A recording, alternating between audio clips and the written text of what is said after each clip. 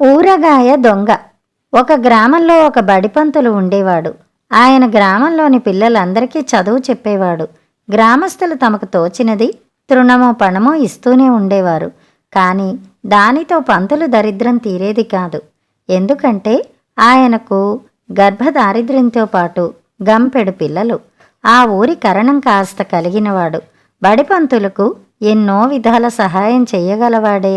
కానీ కొంచెం కాపీనం మనిషి కావటం చేత నోటి మాటలతో మాత్రమే సానుభూతి చూపేవాడు. కరణంగారి తల్లి 80 ఏళ్ల తొక్కు. ఆవిడ కాపీనం వర్ణనాతీతం. ఒక ఏడు కరణంగారింట 2 జాడీల నిండా ఆవకాయ పెట్టుకున్నారు. బడిపంతులు చిన్న గిన్నెడు ఊరగాయ అయినా పెట్టలేకపోయాడు. ఒక జాడీడు ఆవకాయ అయినా ఉంటే ఇంటిల్లి పాదికి కొంతకాలం పాటు అన్నానికి ఆధారం దొరుకుతుంది. అందుచేత పంతులు కరణంగారి ఊరగాయ కాజెయ్యాలని నిశ్చయించాడు. ఒకరోజు దీపాలు పెట్టే వేళ కరణంగారింటికి వెళ్ళి అది ఇది మాట్లాడి అందరూ పనుల మీద ఉన్న సమయంలో వెళ్ళి వస్తానని కేకపెట్టి వంట ఇంట్లోకి వెళ్ళి ఊరగాయ జాడి ఎత్తుకుని దొడ్డితోవన చీకట్లో పడి తన ఇంటికి వచ్చేశాడు. మర్నాడు పొద్దుటిదాకా కరణంగారింటి వాళ్ళు ఊరగాయ దొంగతనం మాట తెలుసుకోలేదు. ఎవరెత్తుకుపోయి ఉంటారా అని కరణంగారు అనుకుంటుంటే ఆయన భార్య, ఇంకెవరు, ఆ దరిద్రుడు పంతులే అయి ఉంటాడు. నిన్న చీకటి పడే వేళ వచ్చాడు. ఆ తర్వాత మన ఇంటికి ఎవరూ రాలేదు అన్నది. చీచి, పాపం పంతులు దొంగతనం చెయ్యడు అన్నాడు కరణంగారు. ఎందుకు చెయ్యడు? దరిద్రం ఏమైనా చేయిస్తుంది. నువ్వు వెంటనే గ్రామాధికారితో చెప్పి పంతులు ఇల్లు సోదా చేయించు. పోయిన జాడి దొరక్కపోతే అప్పుడు అడుగు అన్నది కరణం తల్లి. కరణం అలాంటి పనికి సమ్మతించలేదు. ఒకవేళ పంతులు ఇంట జాడీ దొరికినా తనకు ఊళ్ళో మర్యాద పోతుంది.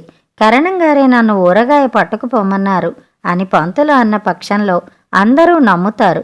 ఎందుచేతనంటే పంతులంటే తనకు ఎంతో అభిమానం ఉన్నట్టు ఊరంతకీ కరణం కనబరుస్తూ వస్తున్నాడు.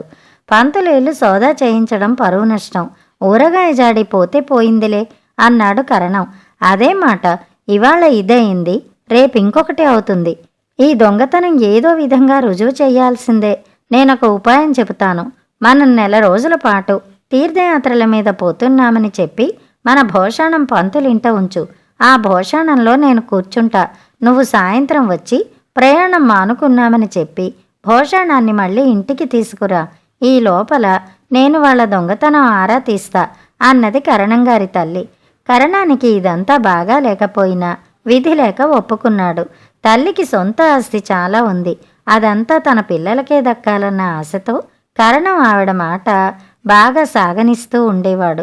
మర్నాడు ఉదయం కరణం బడిపంతుల్ని పిలిపించి, పంతులు, మేం తీర్థయాత్రలకు బయలుదేరుతున్నాం. మా వెండి బంగారాలు భోషాణంలో పెట్టి 1 నెల రోజుల పాటు మీ ఇంట్లో ఉంచుతాం. అభ్యంతరం లేదు కదా అని అడిగాడు. మహారాజుగా ఉంచండి అన్నాడు పంతులు. ముసలిదాన్ని భోషాణంలో ఉంచి భోషాణాన్ని పంతులు ఇంటికి మోయించుకొచ్చి కరణం వెళ్ళిపోయాడు. తినడానికని ముసలామె మినపరొట్టె తెచ్చుకుంది. మిట్ట మధ్యాహ్నం వేళ పంతులు పిల్లలు, అమ్మా అన్నం పెట్టు అన్నారు.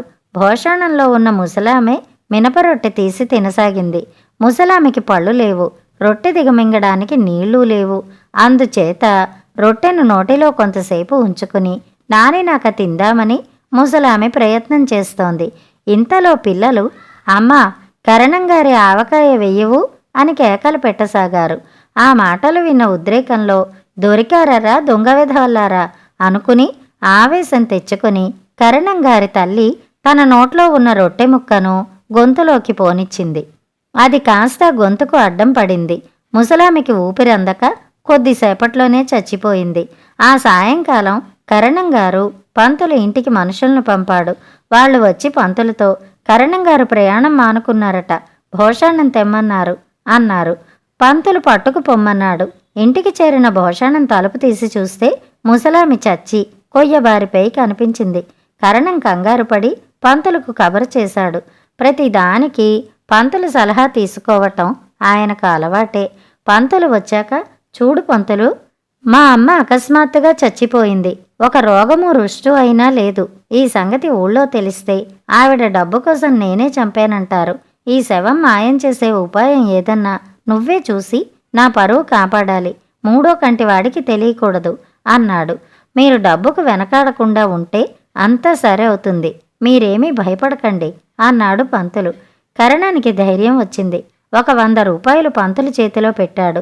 పంతులు ముసల్దాని శవాన్ని భుజాన వేసుకుని పైన గుడ్డ కప్పి ఊరికి దూరంగా ఉన్న ఏట్లో పారేద్దామని బయలుదేరాడు. పొరుగూరి జమీందారు గారు ఎక్కడి నుంచో పొద్దుపోయి తన గుర్రపు బండి మీద స్వగ్రామానికి పోతూ పంతులు నడిచే రహదారి వెంట వస్తున్నాడు. పంతులు కంగారు పడ్డట్టు అటూ ఇటూ పరిగెత్తి గుర్రపు బండి దగ్గరికి వచ్చాక ముసలామిని గుర్రాల ముందు జారవిడిచాడు. బండి ఆగిపోయింది. జమీందారు బండి దిగాడు. అయ్యో అమ్మా, నీకప్పుడే 100 నిండాయా అంటూ పంతులు శవం మీది గుడ్డ తీసి శోకాలు ప్రారంభించాడు. ఏమయ్యా, అంత అవివేకమా? బండిని తప్పుకోవడం కూడా చేతకాదా?